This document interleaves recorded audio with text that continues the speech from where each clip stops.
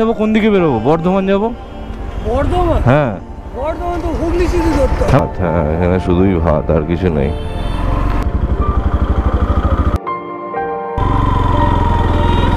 নন্দিনী দি বসে রয়েছে। ওহো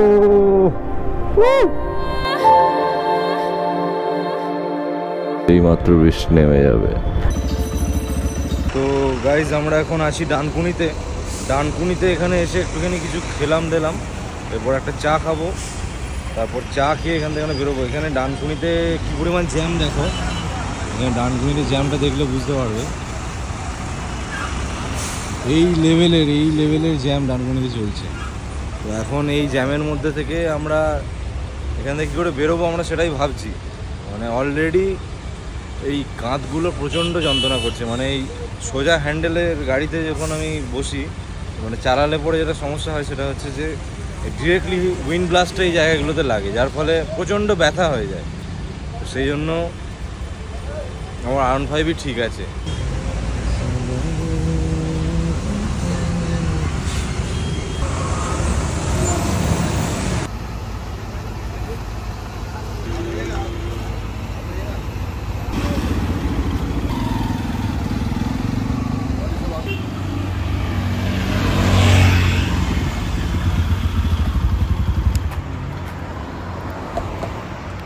তো হ্যালো গাইজ, আমরা এখন রয়েছি বালি ব্রিজ।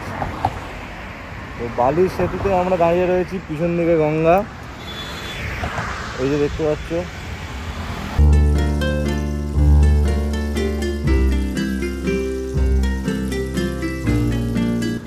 খুব সুন্দর লাগে রাতের বেলা। ওইখানে হচ্ছে দক্ষিণেশ্বর টেম্পল। ছোটোবেলায় যখন কলকাতা আসতাম তখন একটা কথা খুব চলন ছিল যে কলকাতায় রাত হয় না, সব সময় নাকি সন্ধ্যে থাকে।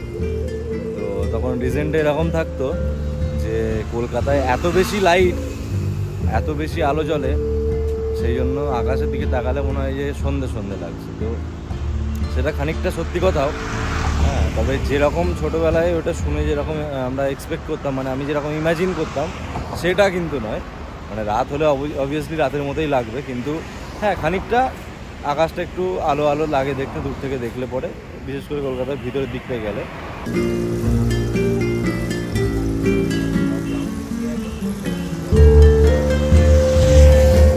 তো এখানে ছবি তোলা হয়ে গেল। এখন অনেকটা বাজছে, এখন প্রায় 10টা 10 পর এখান থেকে বেরিয়ে যেতে হবে। সিরাজরা রুমে ওয়েট করছে, ও বোধহয় খায়নি এখনো পর্যন্ত। তো গিয়ে এখান থেকে বেরিয়ে গিয়ে খাবো।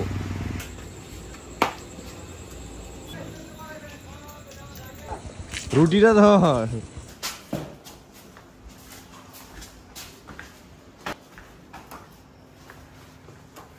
হ্যালো কালো সিরাজ, অ্যাভেলেবেল? Hello guys. এই সালা সব সময়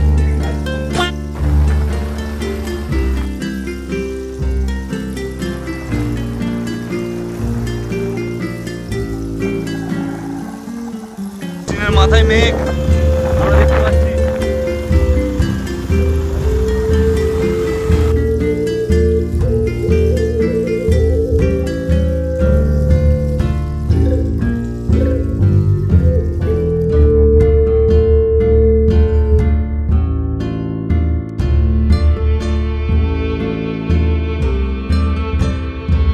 একটা দুঃখের খবর হচ্ছে যে আমার যত এখনো পর্যন্ত ভিডিও ছিল সব ফাইলগুলো করাপ্ট হয়ে গেছে। করাপ্ট ঠিক হয়ে যায়নি, অ্যাকচুয়ালি ভয়েসটা করাপ্ট হয়ে গেছে।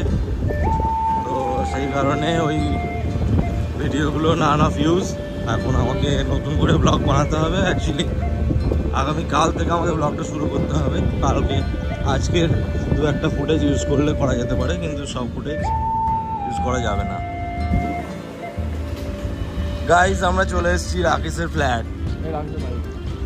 এই রাকেশের বাইক। কে ব্লক তো এটা? K24। আমরা রাকেশের ফ্ল্যাটে এসেছি। তোমরা যদি কেউ রাকেশের সঙ্গে দেখা করতে চাও, K24 চলে আসবে, সাপুরজি কমপ্লেক্স, কলকাতা। রাকেশ কালু বলে চেঁচালেই রাকেশ চলে আসবে। এই যে ওই উপরে থাকে রাকেশ। বন্ধুরা, very good morning from Kolkata new town. আজকে সকালবেলা, কালকে রাত্রিরে যে সমস্ত ভিডিওগুলো বানিয়েছিলাম সব করাপ্ট হয়ে গেছে বললাম।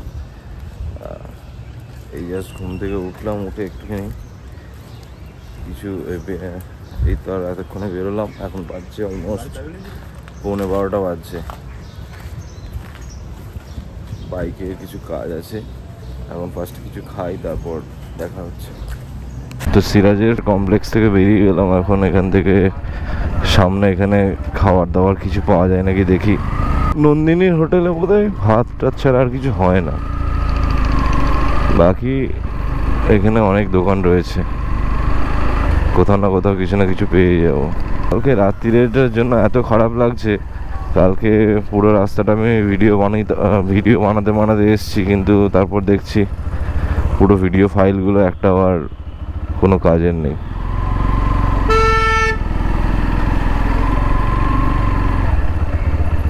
নন্দিনীর কাছে বোধহয় শুধু ভাত, হ্যাঁ এখানে শুধুই ভাত, আর কিছু নেই, ভাত ছাড়া আর কিছু নেই। তাহলে এখানে কিছু চা ফা খেয়ে নি, বুঝলি? তুই ভালো কোয়ালিটির খাবার পাবি না, ও মোটামুটি সব হুং ভাং। একটা চা খেলাম, দুটো চিড়ে খেলাম, একটা কলা, একটা প্রাণের একটা পোটাটো চিপস, আর কিছু খাইনি। এই কটা হলো ব্রেকফাস্ট। এরপর যেহেতু আজকে শুক্রবার, এখন বাজছে 12:45 মধ্যে কোনো একটা মসজিদে ঢুকে গিয়ে আজকে জুম্মার নামাজটা পড়ে নিতে হবে, তারপর ওখান থেকে বেরিয়ে যেতে হবে ওয়েলিংটন।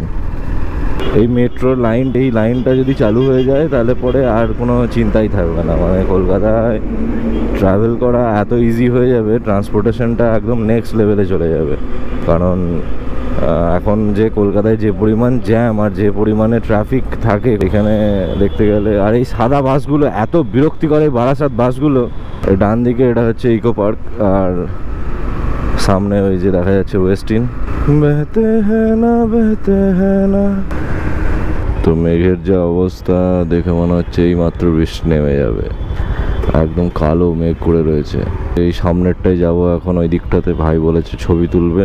যদিও কলকাতার এই জায়গাটা খুব বিরক্ত লাগে আসতে, কারণ বিরক্ত লাগার কারণ হচ্ছে যে মানে যবে থেকে কলকাতায় আছি, মানে প্রত্যেক দিন সন্ধ্যেবেলা অলমোস্ট আমরা এখানটায় এসে বসে থাকতাম। 2018, 19, 20টা খেয়ার বা লকডাউনে কেটে গেছে, 18, 19টা আমরা পুরোটা এই সন্ধ্যাটা হতো, আর এই সামনেগুলো এই জাস্ট এই লনগুলোতে এসে আমরা বসে থাকতাম। আর এই বিশ্ববাংলা এখন দেখলেই বিরক্ত লাগে। অথচ কী হয়, বিশ্ববাংলা পাশ দিয়ে বেরিয়ে গেলাম, আর বিশ্ববাংলা একবার না দাঁড়ালেও ঠিক নয়। অনেক ঘুরেছি, অনেক এখানে সময় কাটিয়েছি বন্ধু বান্ধবদের সাথে। কলেজ থেকে ফেরার পথে বাস থেকে এখানে নেমে গিয়ে বসে থাকতাম, এখানটায় বসে ঘন্টার পর ঘন্টা কাটিয়ে তারপর রুমে যেতাম।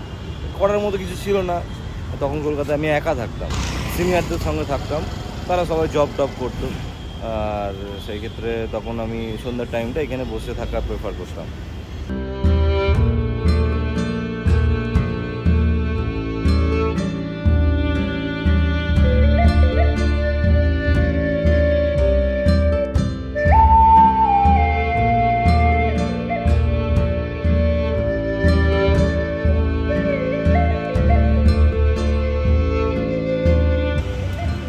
মেঘের অবস্থা দেখে যা বোঝা যাচ্ছে, মোটামুটি আর আধ ঘন্টা 1 ঘন্টা খুব জোর, তারপর মনে হচ্ছে যে বৃষ্টিটা নামবে, তাতে আর থামার কোনো নাম হয়তো নেবে না। বিচ্ছিরি অবস্থা চারিদিকে। এই হচ্ছে মা flyover, one of the longest flyover in India. ডান দিকে আমরা দেখতে পাচ্ছি JW ম্যারিয়েট, আর সামনে রয়েছে ITC royal Bengal.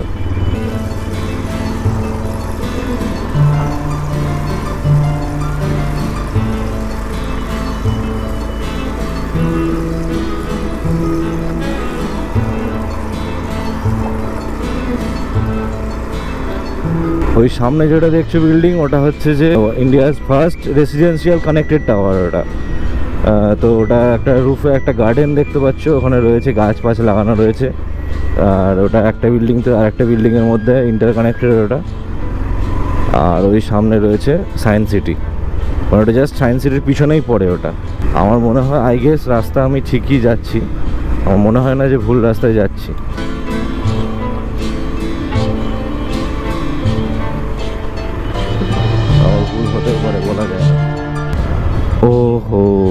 Critical condition এখানে।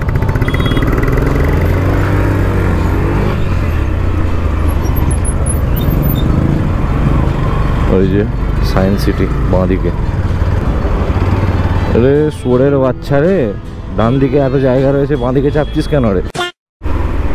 রাস্তা ভুলভাল হলো কি জানি না, তবে আজকে আবার সেই একই রাস্তায় ফিরে এসেছি। আগের দিনকে যে রাস্তা দিয়ে আসছিলাম, এই ডান দিকে আমরা ময়দান ফেলে বেরিয়ে যাচ্ছি, এদিকে 42 ভিক্টোরিয়া, পিছনে আমরা SSKM পার করে এলাম, এখন এই দিক দিয়ে যাচ্ছি ওয়েলিংটন। আমার মনে হয় একটুখানি রাস্তাটা ভুল হয়েছে, কারণ আমরা এই দিক দিয়ে হয়তো ঘুরতে হতো না, আমাদেরকে হয়তো ওই আগের দিক দিয়ে চলে আসতে হতো।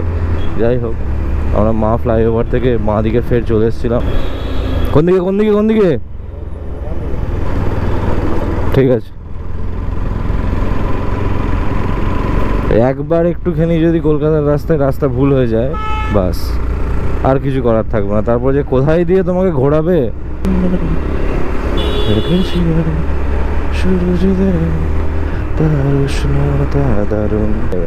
সত্যি করে এই রাস্তাটা চারিদিকে মানে এত সুন্দর, দুদিকে লন করা রয়েছে, এদিকে বাউন্ডারি করে দেওয়া আছে, সুন্দর দেখতে লাগে। নাইস। আর সামনেরটা যদি বর্ষাকালের বিকেলের আকাশটা পাওয়া যেত তাহলে বোধহয় আরো ভালো লাগতো। এত একদম রেকর্ড জ্যাম আজকে কলকাতায়, মাথা খারাপ হয়ে গেল। এই জ্যামে R15 নিয়ে এলে তখন বোঝা যেত কত ধানে কত চাল।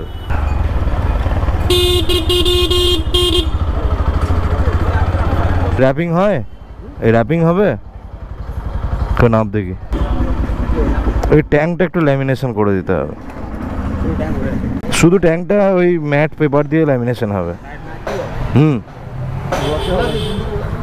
কত খরচা হবে? 1200 1000 করো। বর্ধমান থেকে আসছি 1200 টাকা রেট নিয়ে। ট্যাঙ্কটা র্যাপ করবো, সামনে দুটো স্টিকার লাগাবো, ওই DRL দুটোতে একটা রেড একটাতে ব্লু হবে।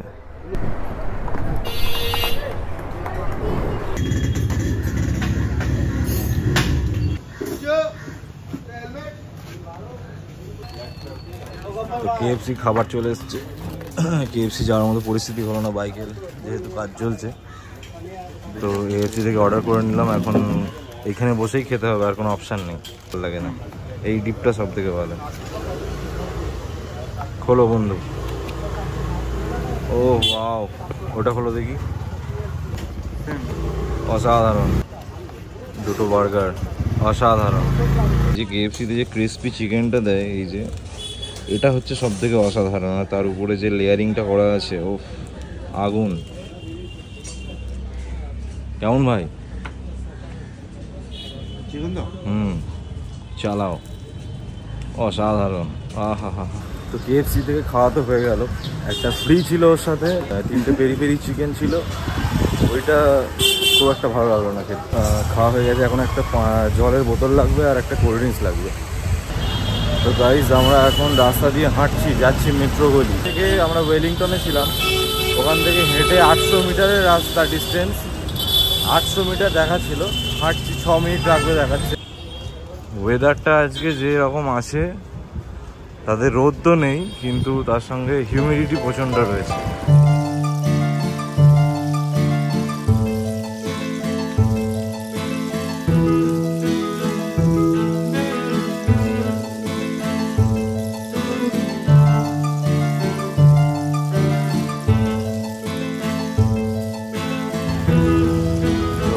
অলমোস্ট মেট্রো গলি আমরা চলে এসেছি। এখন এই সামনে বাঁ দিক দিয়ে ভাঙলে পড়ে, তারপর হচ্ছে আমরা পৌঁছে যাবো মেট্রো গলি। এখানে হিউজ দোকান রয়েছে, এবার কোন দোকানটাতে পাওয়া যাবে সেটা দেখতে হবে। আশা করছি সব দোকানেই অলমোস্ট পাওয়া যাবে, যে কোনো একটাতে ঢুকতে হবে। 6.5 hours later. তো মেট্রো গলির থেকে কাজ মিটে গেল, এখন ফিরছি ওয়েলিংটনে। আর তার মধ্যে ব্যাপার হচ্ছে, দুটো জিনিস কিনলাম। একটা হচ্ছে যে ডিজিটেকের একটা স্ট্যান্ড কিনেছি, যেটাতে লাইট প্লাস ক্যামেরাও হয়তো ওখানে মাউন্ট করা যাবে। আর তার সঙ্গে একটা লাইট হোল্ডার কিনেছি, দেখিয়ে দিই। এই স্ট্যান্ডটা ডিজিটেকের, দেখতে পারো। আর এর মধ্যে একটা লাইট হোল্ডার রয়েছে, যেটা এই মাথায় আটকে যাবে। তার সঙ্গে তুমি যে কোনো ধরনের বাল্ব এর মধ্যে অ্যাড করতে পারো। আচ্ছা, আর এর মধ্যেই রয়েছে একটা ছাতা রয়েছে, সফট বক্স বলতে পারো ওটাকে, গরিবের সফট বক্স। তো ইনডোর ভিডিও শ্যুটের জন্য এটা আমি বেসিক্যালি নিলাম। এখন বাড়ি গিয়ে সেট আপটা করি, তারপর একটা সেট আপের ট্যুর দেবো পরে। যদি সেট আপের ট্যুর তোমরা নিতে চাও কমেন্ট সেকশনে আমাকে জানাও, আমি খুব তাড়াতাড়ি একটা টোটাল আমার সেট আপের ট্যুর আমি নিয়ে আসবো। এখন টাইম হচ্ছে 5:30, এখনও পর্যন্ত সমানে কাজ চলছে। তার আগে জ্যাগুয়ারটা দেখো, what a beauty man, the fuck।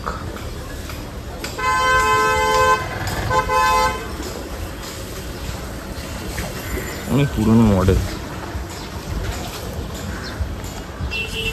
যাই হোক, ও তার আগে কি একটা সেলটসটা দেখে নাও একবার। খুব তাড়াতাড়ি আসছে সারপ্রাইজ, ঠিক আছে। তো ঘটনা হচ্ছে যে এখনো পর্যন্ত কাজ চলছে।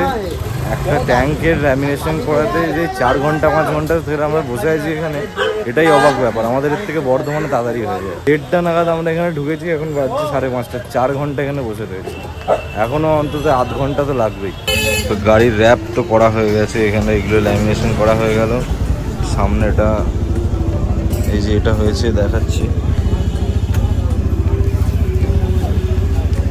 এরম দেখতে লাগছে সামনেটা।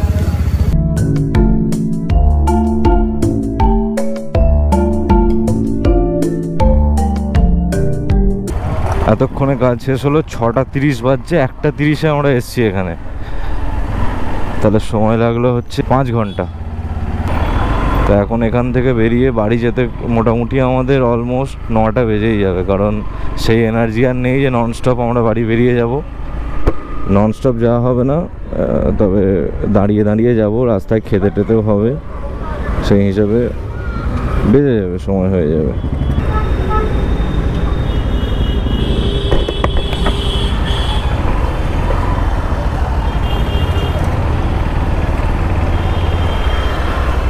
স্যার আমরা বর্ধমান যাবো, কোন দিকে বেরোবো? বর্ধমান যাবো। বর্ধমান? হ্যাঁ, বর্ধমান তো হুগলি সিটি ধরতে হবে। হ্যাঁ, মানে এখান থেকে কোন দিকে বেরোবো? আমি হিলসিনেমান থেকে ওটা একটা আছে, হুগলি সিটিটা ধরার চেষ্টা করি। হাওড়া সিগন্যাল পড়ে গেছে।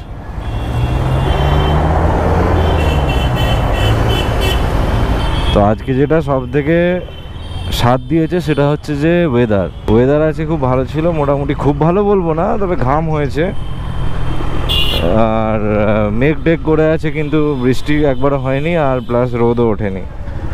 ঠিক আছে, খুলে রাখ, কলকাতাটা বেরিয়ে গেলে আর অসুবিধা হবে না। কলকাতার রাস্তা নাকি বর্ধমানের রাস্তা বুঝতে পারছি না। এখান থেকে টাইম দেখাচ্ছে, বাড়ির রাস্তা দেখাচ্ছে 115, আর টাইম দেখাচ্ছে অলমোস্ট 3 ঘন্টা, 2 ঘন্টা 57 মিনিট এরকম দেখাচ্ছে। বাড়ি পৌঁছাতে আজকে 9:30 বেজে যাবে।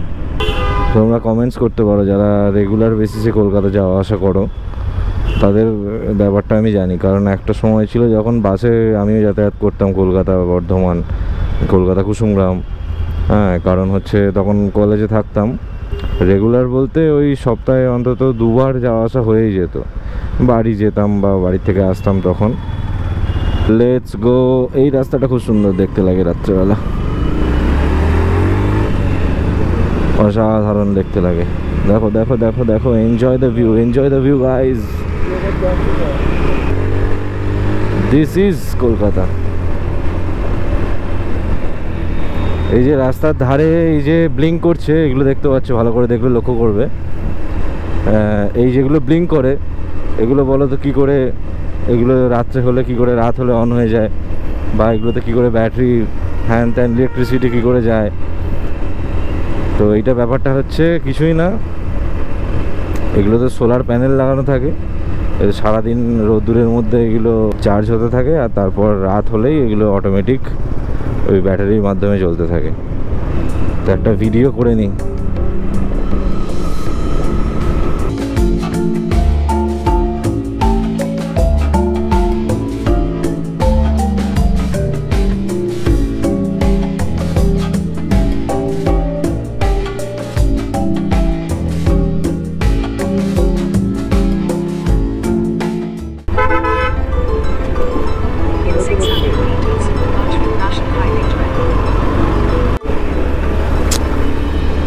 সেতুটা ভাবলাম যে একটু দিনের বেলার টাইমে দেখাবো ভালো করে, সেটা আর হলো না।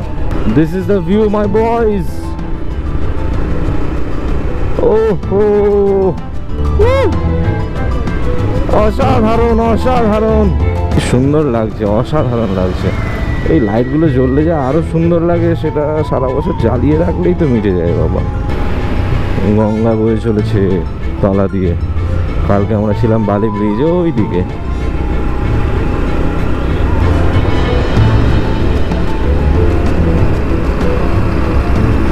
কি সিনটা দেখো, এটা যদি আরেকটুখানি বেলায় আসতাম না, আরেকটু আগে, বেশি না আধ ঘন্টা আগে এলে এখানটা একদম লাল একটা ভাব দেখতে পেতাম, আকাশটা একদম চুমু আসতো পুরো। দেখো গাইস, সামনে ভিউটা দেখো গাইস, গোটা হাওড়া দেখা যাচ্ছে এখান থেকে। ওই যে রিভার সাইড মল, আপনি না সরি কোথায় না, সামনে ওটা কি, এটাই তো, হ্যাঁ এই তো রিভার সাইড মল আপনি।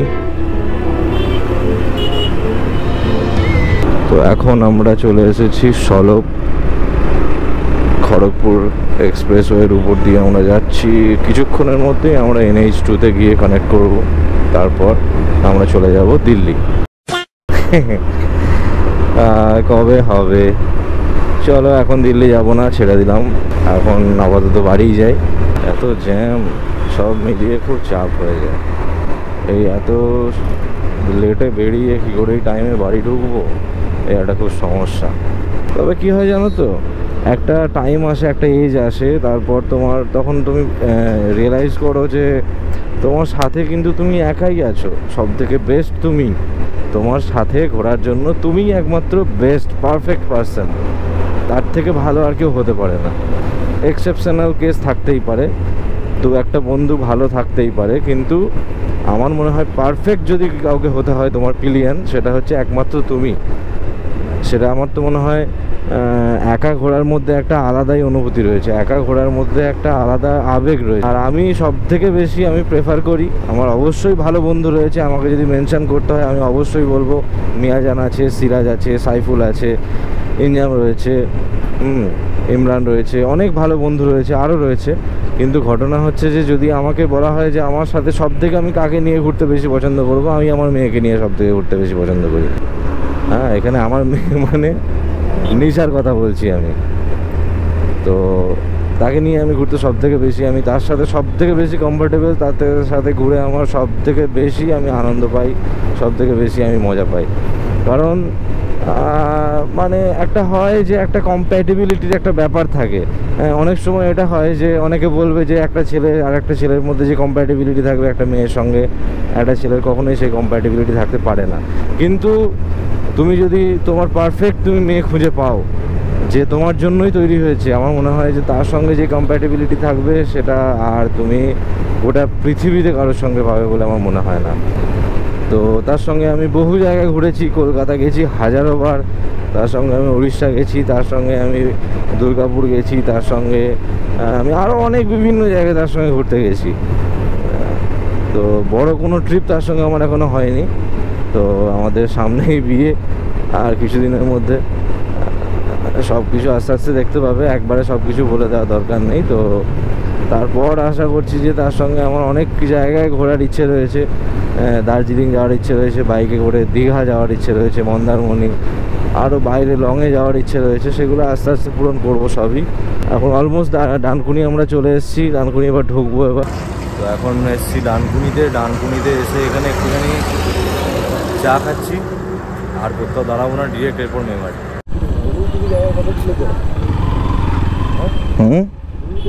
তো বন্ধুরা ফের চলে এলাম মেমারি, আজকে রেলগেট পড়েনি। তো অলমোস্ট এখন বাজছে 8:37 বাজছে এক্স্যাক্টলি। আমরা ডানকুনি থেকে বেরিয়েছিলাম 7:40, এখন মেমারি 8:37, অলমোস্ট 1 ঘন্টা লাগলো। এখান থেকে বাড়ি 27 কিলোমিটার। তো তোমরা ভিডিওটা যখন দেখেইছো তাহলে আশা করছি কেমন লাগলো সেটা জানাবে কমেন্টসে, আর ভালো যদি লাগে তাহলে শেয়ার করো। এখন আমার কারেন্টলি আমি যখন ভিডিওটা শ্যুট করছি এখন, তখন 200 সাবস্ক্রাইবার আমার। আর আশা করবো এই ভিডিওটা দেওয়ার পরে অন্তত 50টা সাবস্ক্রাইবার গেইন করা যায় কি। এই ভিডিওটাতে আমি 100টা লাইক এম করছি, তো প্লিজ তোমরা লাইকটা করো। তো চলো, মেমারি থেকে বেরিয়ে যাচ্ছি, এরপর ডিরেক্টলি বাড়ি চলে যাবো। অলরেডি অনেক লেট হয়ে গেছে, 9টা বেজে যাবে বাড়ি যেতে, 9টা বেশি হয়ে যাবে। তো এখানেই ব্লগটা শেষ করছি, পরে দেখা হবে আবার নেক্সট ব্লগে। ভালো থেকো।